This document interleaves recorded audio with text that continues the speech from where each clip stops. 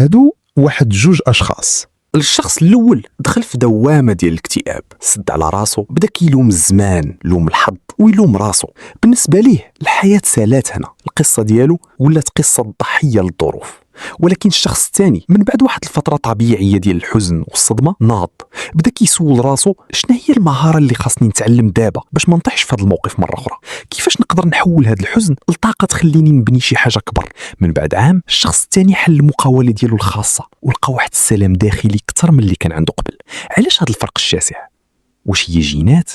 واش هو زهر؟ لا، هادشي اللي كيتسمى الصلابه النفسيه او الريزيلينس. في هذه الحلقه ما جيتش نعطيكم كلام انشائي، جيت نغوصوا في المختبر. غادي نشوفوا شنو كيوقع في الخلايا ديال الدماغ، شنو كيقولوا اعظم الفلاسفه اللي دازوا في التاريخ، وكيفاش تقدر انت من وسط الرماد ديالك تخرج كنسخه اسطوريه. هذه هي الحلقه اللي غادي تعلمك كيفاش تحول الرصاص ديال المعاناه للذهب ديال القوه. شد معايا الخيط حيت هذه الرحله طويله عميقه وغادي تغير لك نظرتك لكل مشكله غادي تواجهك من هنا للقدام. الجزء الاول، بيولوجيا الالم، الحرب البارده داخل الجمجمه. باش نتحكموا في الالم خاصنا نفهموا الماكينه اللي كتعالج هذا الالم، الدماغ البشري. ملي كتعرض للصدمه كاين واحد السيستم قديم في الدماغ سميتو الجهاز الحوفي، الليمبيك سيستم، وبالضبط واحد الغده صغيره سميتها الاميغدالا.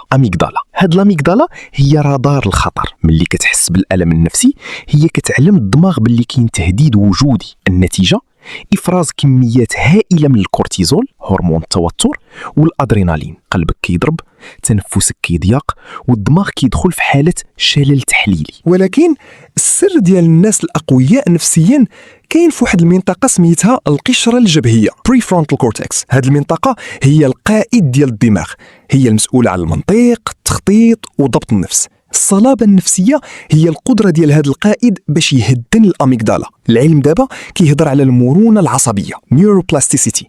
الدماغ ديالك ماشي محفور في الحجر، هو بحال العجين. ملي كدوز من الم وكتجبر راسك تفكر بطريقه مختلفه كتحل مسارات عصبيه جديده. هنا كاين واحد المفهوم سميتو محور HPA، Hypothalamus Pituitary Adrenal. الناس اللي عندهم صلابه نفسيه السيستم ديالهم كيعرف كيفاش يرجع لحاله التوازن، هوميوستاسيس، بسرعه. ما كيبقاوش غارقين في الكورتيزول لسيمانات، كيتعلموا كيفاش يديروا داون ريغوليشن للتوتر. وزيد عليها واحد الماده سميتها بيبتيد واي، نيوروبيبتايد واي. هاد الماده كتحمي الدماغ من اثار التوتر. والخبر الزوين هو انك تقدر تزيد هاد الماده عن طريق التعرض الارادي للصعاب. يعني ملي كتمشي للصال وكتهز الثقل او ملي كدير دوش بارد انت كتوجد دماغك بيولوجيا للصدمات الكبيره. الجزء الثاني، مدرسه العظماء، الفلسفه الستيكيه والبحث عن المعنى. دابا نخرجوا من المختبر وندخلوا لمدرسه الحياه. كاينين ناس دازوا من ظروف اصعب مني ومنك بالاف المرات وخرجوا منتصرين. فكر في ماركوس أوريليوس، إمبراطور روما اللي واجه الطاعون، الحروب وخيانات أقرب الناس ليه. شنو كان كيقول؟ العائق أمام العمل يصبح هو العمل نفسه، ما يقف في الطريق يصبح هو الطريق. هذه هي قمة الصلابة. الألم ماشي بلوكاج، الألم هو انعطاف لمسار أفضل. الستيكيين ستويكس علمونا واحدة التقنية سميتها فصل الاختصاصات. كاين حاجات كنحكموا فيها وحاجات ما كنحكموش فيها. العالم الخارجي، آراء الناس، الكوارث الطبيعية، هادو خارج التحكم ديالك، ولكن رد الفعل ديالك والتفسير اللي كتعطيه للحدث هو 100% ديالك. الألم كيكون قاتل ملي كيكون بلا معنى، ولكن فاش كنعطيو ليه معنى كيولي محتمل. هنا خاصنا نهضروا على فيكتور فرانكل، الطبيب النفسي اللي عاش في معسكرات الاعتقال النازية. فرانكل لاحظ باللي الناس اللي بقاو عايشين ماشي هما الأصحاء جسديا، بل هما الناس اللي كان عندهم هدف كيتسناهم برا. اللي عنده لماذا يعيش من أجلها يقدر يتحمل أي كيف. الصلابة النفسية هي أنك تصنع بوصلة وسط العاصفة. الألم كيحيد القشرة الزايدة ديال الشخصية ديالك، كيدوب الإيجو وكيخليك تشوف الحقيقة ديالك عريانة. فاش كتوصل لديك المرحلة كتكتشف باللي عندك واحد القوة لا تقهر لداخل اللي ما كانش غادي تبان لولا داك الألم.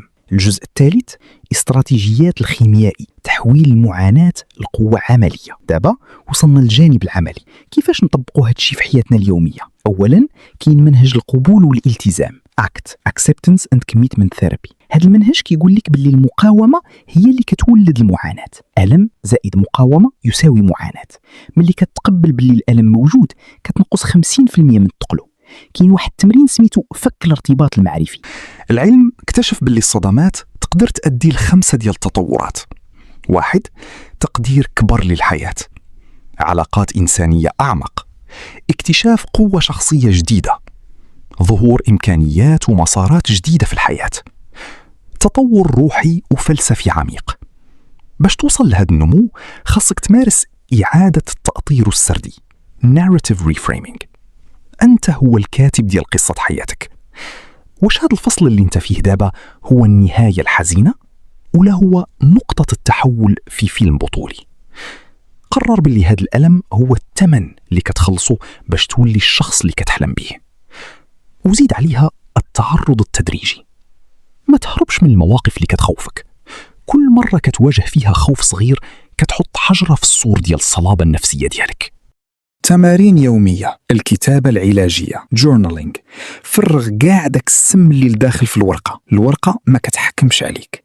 تأمل الواعي mindfulness. تعلم تجلس مع الألم ديالك بلا ما تهرب منه للشاشة ديال التليفون أو الماكلة. خدمة الآخرين. ملي كتساعد ناس كيعانيو كتر منك دماغك يعيد تقييم الألم ديالك وكيعطيك جرعة ديال الأكسيتوسين اللي كتهدن السيستم. الخاتمة، أنت هو المشروع الأكبر. في الختام بغيتك تعرف واحد الحاجة، أنت ماشي هو داكشي اللي طرا ليك، أنت هو المساحة فين كيطرا داكشي، أنت هو السما، والمشاكل هي غير غمام كيدوز. السما كتبقى دائما صافية ورا الغمام واخا العاصفة تكون مجحدة. الصلابة النفسية ماشي هي أنك تولي روبو ما كيحس بوالو، بالعكس هي أنك تحس بكل شيء وتختار تنوض وتكمل واخا رجليك كيترعدوا. الحياة غادي تستمر في الامتحان ديالك.